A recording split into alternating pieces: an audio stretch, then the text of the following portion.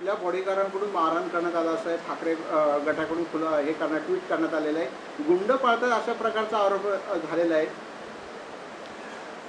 परवा Neral police station हद्दीमध्ये जी काही घटना मारहाणीची घडलेली आहे त्या घटनेशी आमचा कोणत्याही प्रकारचा संबंध माझा त्या ठिकाणी नाही आहे आणि तो माझा बॉडीगार्डसुद्धा नाही आहे.